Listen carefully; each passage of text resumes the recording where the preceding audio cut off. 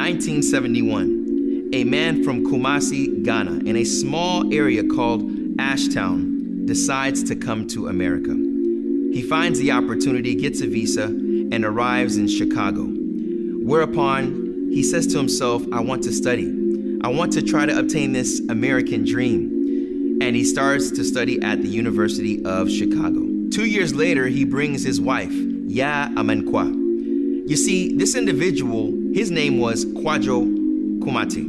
Now, Kwajo is someone that is born on Monday, a young boy born on a Monday. And Ya, which is wife that he brought in 1973, is a young girl born on a Thursday. These two individuals, young, vibrant, newly married, are in Chicago trying to find the American dream. Whereupon he finds opportunity working at a printing press in Arlington, Texas. Now, 1973, they're in Arlington, Texas. They both end up going to the University of Texas, Arlington, working late nights. 1977, a young man by the name of Abdullah Oduro is born. July 14th, 1977.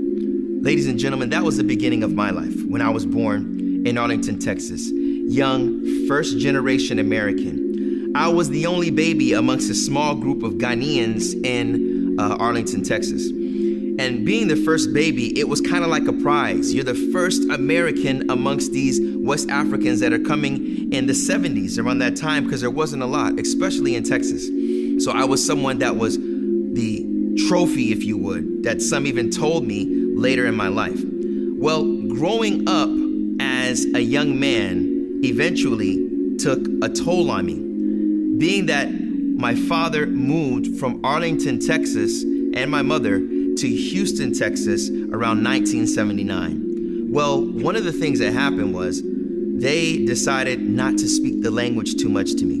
They wanted to make sure that I adopted the English, that I didn't have an accent, that I didn't get intertwined with the culture that could possibly hold me back from a professional career, etc. They also felt that it may be confusing if I was to join the languages together. So I grew up Americanized, but at the same time, I grew up what one could possibly consider culturally apostating. Because when I was at middle school, in high school, I did not want to be associated with anything that had to do with Africa. Because at a young age, kids were making fun of me, very dark complexioned, making fun of me being African, jokes. I have pages of jokes about the tone of my skin and how they would make fun of me. So I didn't want to be seen wearing a dashiki, coming from church on Sundays, going to the grocery stores. I didn't want to be seen with my mother wearing her garments. Cultural apostasy. I had no idea of what I represented and what that meant. I was in Ghana for about 2 weeks when I was 2 years old, but I really never knew my roots. I really never knew where I really came from. And growing up as a teenager, seeing that was something that heavily affected me, because when rap and hip hop came in the picture, I was someone that was deeply involved. 5th grade comes around. I'm introduced to British Knights, troops, Adidas shell toes, Adidas sweatsuits, jeans, the Jabot jeans, Z Cavaraccis, pullover jackets. You know, these things were coming around in elementary and high school, but in particularly elementary school is when I first encountered hip hop. That's when I adopted the hip hop culture. Now, some may say the American culture, but some may say, no, it's the hip hop culture from the American fabric. I took on all of the styles. I took on the beatboxing, the music, the DJing, the breakdancing, the elements of hip hop, as some say 9 elements of hip hop. I took it all on. I embraced it. I loved it, especially during the time of the era when it was African consciousness, recognizing your roots. You had Public Enemy. You even had, dare I even say, Poor Righteous Teachers. They had the song Self-Destruction. You're headed for self-destruction in the West Coast. So it was really about recognizing your blackness and who you were. At that time, I was considered a little popular because I was from the motherland. I was first generation. My parents came straight from Africa. So embracing the American hip hop culture was something that was easy for me. And not recognizing the African culture was something that was, dare I even say, natural for me. So when coming and realizing Islam was also a process. When I heard about the Nation of Islam was something that was intriguing to me.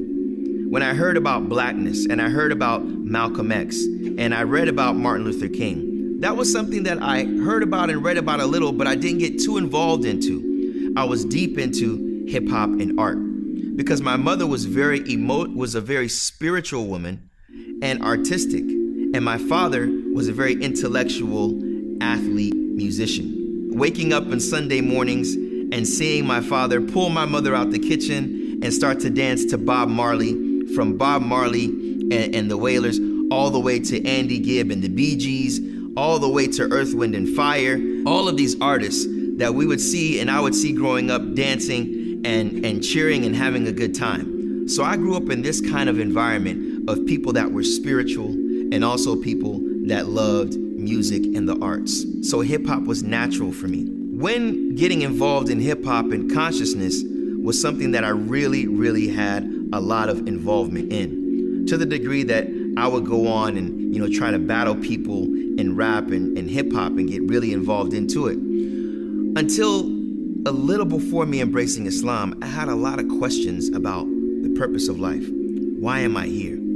Because I got involved in a lifestyle that some would consider dangerous. And that lifestyle led me to ask a lot of questions of like, is this all it's about? The money, the cars, is that all it's about? There were times in high school where one of my closest friends, he had a drop top cutlass, cut the top off, put candy paint on it, had some McLean rims on there, if those of you that know what that is, and roll it with hydraulics. After school, we're in front of everybody, the car bouncing with hydraulics, and we're playing Nintendo with bucket biscuit seats, if any of y'all know what that is. A royal blue car with white bucket biscuit seats, playing Super Nintendo while hydraulics are going, three-wheel motion. Ladies and gentlemen, this is 1994, 1995. So we reached a level to where it was fun, but the question kept pounding my brain and my heart, is this what it's all about? Around 1996, I was really involved in battling. I was really involved in rap. We had a little group, and we would go around Houston, going to certain clubs, and we opened up for a couple of groups that were kind of known in the past in certain clubs, and I was really indulged into the lifestyle and also the culture. So there was one time, subhanAllah, I knew some brothers from Brooklyn, and they were Sunni Muslim brothers, and one day I was involved with them on a certain issue, and we started to talk about Islam. Now, the whole time they're talking about Islam, I'm thinking the Nation of Islam. So then I said, oh, so you're talking about the nation? They said, no, we're talking about worshiping Allah subhanahu wa ta'ala by himself, saying that he has no partners, no son, no daughter, and that Muhammad, peace and blessings be upon him, who was in Saudi Arabia, he was the man that received prophethood, and that message was universal with all of the other prophets. The more they spoke, the more I was blown away, but I didn't want to show them that. But I realized that the doctrine that they were talking about is exactly what I was looking for. So I eventually embraced Islam. But upon embracing Islam was another interesting tale.